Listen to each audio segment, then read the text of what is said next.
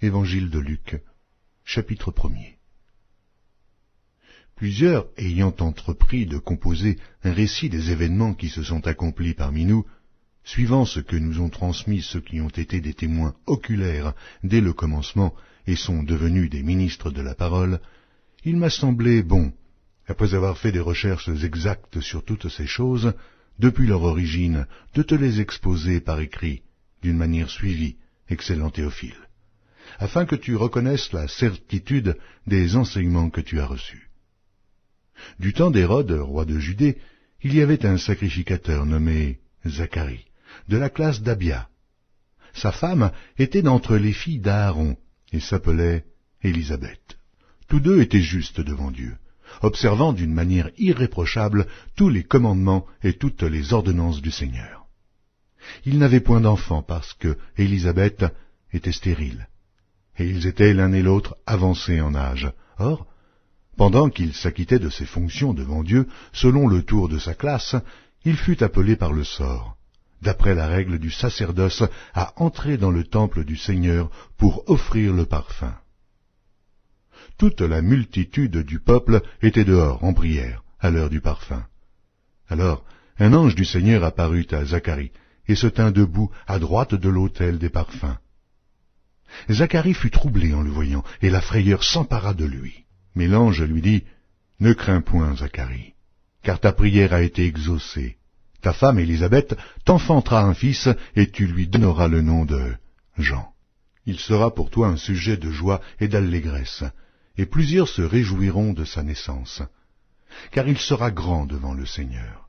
Il ne boira ni vin, ni liqueur enivrante, et il sera rempli de l'Esprit Saint dès le sein de sa mère. Il ramènera plusieurs des fils d'Israël au Seigneur leur Dieu.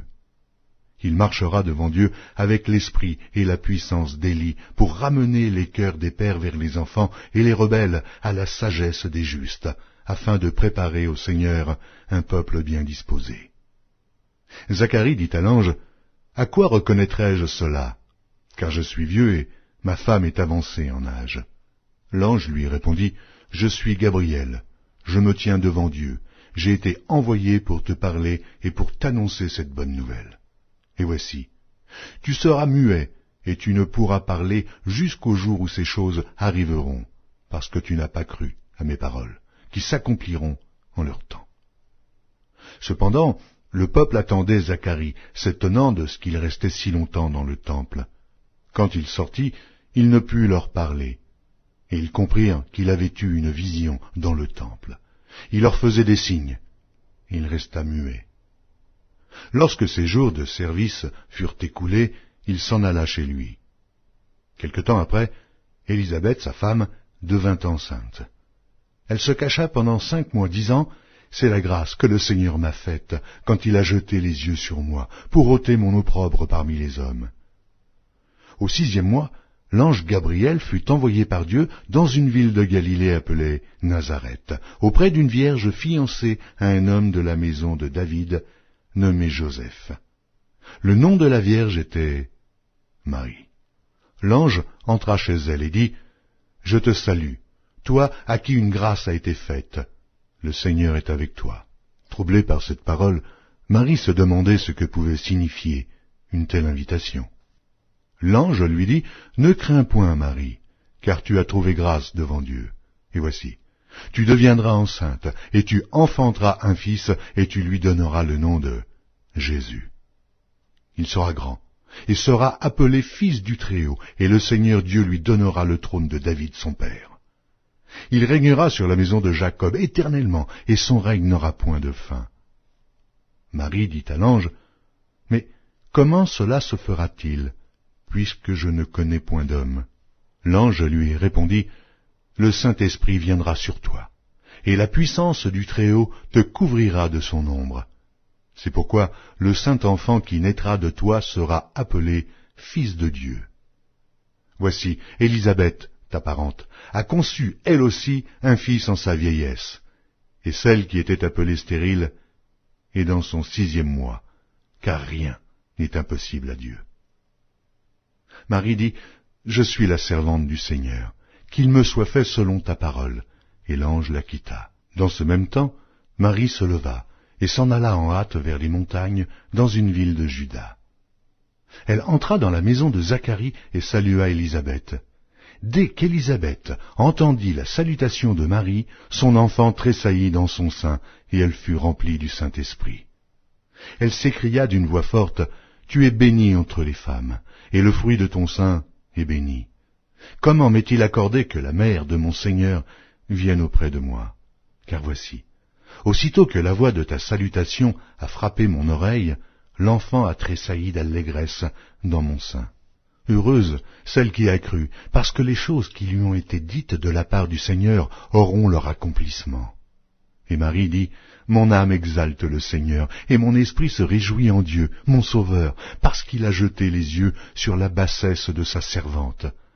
Car voici, désormais, toutes les générations me diront bienheureuse, parce que le Tout-Puissant a fait pour moi de grandes choses. Son nom est saint, et sa miséricorde s'étend d'âge en âge sur ceux qui le craignent. Il a déployé la force de son bras, il a dispersé ceux qui avaient dans le cœur des pensées orgueilleuses. Il a renversé les puissants de leur trône, et il a élevé les humbles. Il a rassasié de biens les affamés, et il a renvoyé les riches à vide. Il a secouru Israël, son serviteur, et il s'est souvenu de sa miséricorde, comme il l'avait dit à nos pères, envers Abraham et à sa postérité pour toujours. » Marie demeura avec Élisabeth environ 3 mois, puis elle retourna chez elle. Le temps où Élisabeth devait accoucher arriva, et elle enfanta un fils. Ses voisins et ses parents apprirent que le Seigneur avait fait éclater envers elle sa miséricorde, et ils se réjouirent avec elle.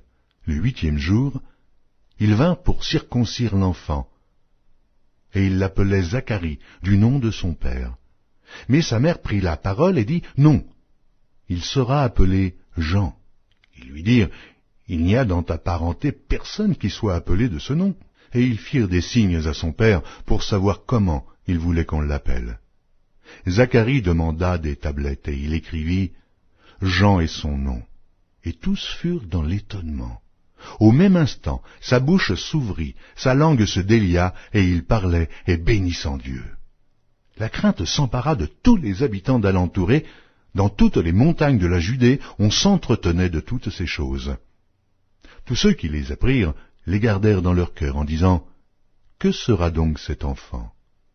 Et la main du Seigneur était avec lui. Zacharie, son père, fut rempli du Saint-Esprit, et il prophétisa en ces mots. « Béni soit le Seigneur, le Dieu d'Israël, de ce qu'il a visité et racheté son peuple, et nous a suscité un puissant sauveur dans la maison de David, son serviteur, comme il l'avait annoncé par la bouche de ses saints prophètes des temps anciens. Un sauveur qui nous délivre de nos ennemis et de la main de tous ceux qui nous haïssent.